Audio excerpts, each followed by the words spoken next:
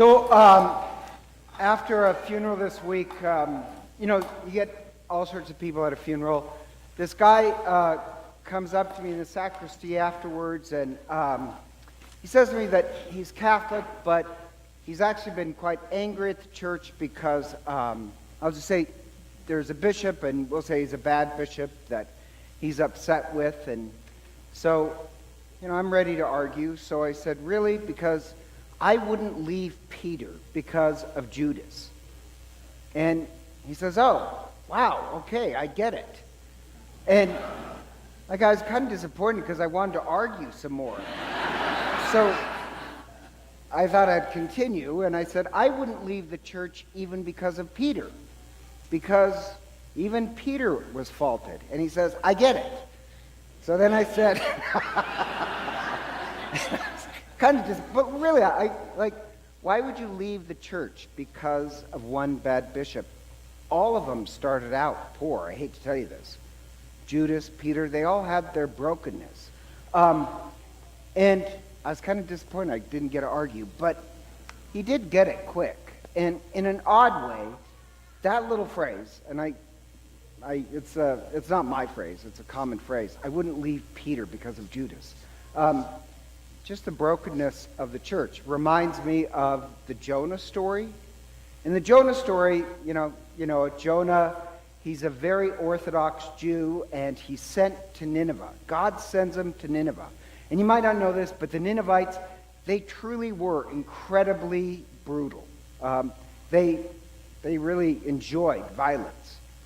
And so, being a very Orthodox Jew, God asks him to do that, so he gets in a boat and heads in the opposite direction. Now, you know that story, and he heads in the opposite direction, and God's not going to have that, so God stirs up this storm, and the pagans who are in the boat, they say, well, somebody must have done something, and Jonah admits it and says, I can't believe he says this. He says, I fear Yahweh. I worship Yahweh. And Yahweh is doing this because I didn't do his will. And so it's Jonah who says, throw me over. Throw me over the side and that'll be enough. So just think about this. Jonah knows what the will of God is, and he's willing to die rather than do it. And yet he says, I am a worshiper of Yahweh. Really, Jonah? Because you're willing to die. Because he hated the Ninevites. With good reason. But he really hated the Ninevites. And if God says, go to the Ninevites or I'll destroy them, he wants them destroyed. So he says he's a worshiper of Yahweh, but he'd rather die than carry out the will of God. And you know the story, a fish, not a whale, a fish swallows him up, and he spends 3 days in the belly of a fish and then is burped up on the shore. And for early Christians, this was a symbol of the resurrection. Remember, Christ is the fish and spent 3 days in the tomb, and the image of baptism is going down into the tomb of Christ. So for us Christians, we'd say, oh, that's baptism, this idea of conversion. You're filled with anger, you're baptized into Christ, and you're supposed to live according to love. So on the shore, God gives him this great speech, which it really is a great speech, where he says, Jonah, go to the Ninevites. And Jonah refuses. And he says to God, they're animals. They're brutal, they're vicious, they're terrible people. Let them die. And God says, Jonah, I know they're brutal and cruel, but don't you understand, Jonah? They're my children. I love them. Go to them. So Jonah does go, and he warns them. Change your violent ways or God will destroy this city. And a miracle happens. The Ninevites change. They change and mourn. And God shows mercy to them. Now, this is where most people know the story, and it's a good story, but this is where most people stop in the story. The story that actually continues, the last chapter, and to me the last chapter is actually the best. But people get hung up on the spectacularness of being swallowed by a fish. But the rest of the story is God saying to Jonah, they changed their ways. so I'll show them forgiveness. And Jonah is ticked off. And it literally says in the Hebrew that, well, God calls Jonah's forgiveness evil because they deserve to die. And Jonah says, this is why I didn't want to go, because you always fold and you show mercy. Now that's pretty amazing because God also showed mercy to Jonah. But Jonah doesn't want him to show mercy to the Ninevites. And the book ends with this question. And God poses this question to Jonah.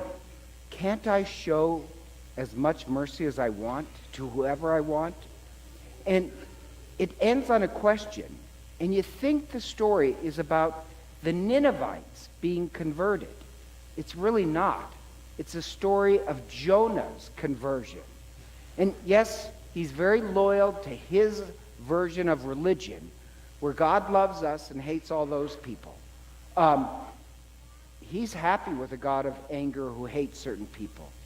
But it ends kind of on this cliffhanger. Does Jonah convert to love or not? And it's a great cliffhanger. Does that make sense? Like, he's seen miracles, he's swallowed by fish, Ninevites converts, but will Jonah convert to love?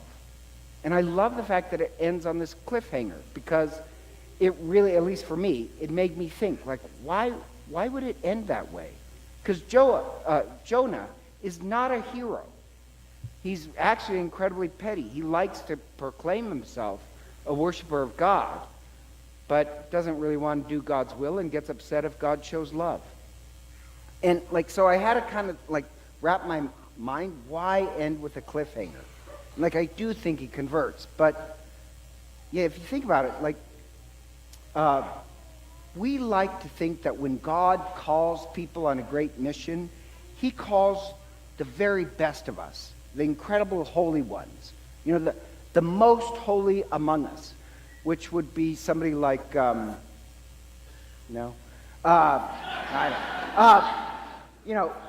I think we like to think that because it gets us off the hook. We're not a Mother Teresa, so God should lower his expectations. But I think the truth is, God calls everyone, and just some people answer. And the ones who answer, they may not be perfect. They may be terribly flawed, like Jonah. They may be bigots, but at least they answer. And God, even after the miracles and swallowing the fish, there's always more and more conversions. Jonah converts, actually in the story, if you look at it, he actually has 3 conversions. I think that's true with most of us. God calls us, and it's a lifetime of God confronting us with converting from anger or pettiness or selfish over and over and over again. We're Jonah.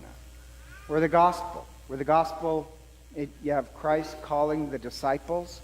So you have this idea of calling, but there's something odd about that, because in ancient Judaism, if you're a rabbi, you wouldn't go out soliciting for disciples. You would make them apply to you, and you had to be from the right family with the right background. And so it's odd, if we're first century Christians, to hear that a rabbi is going around to really the low-class fishermen,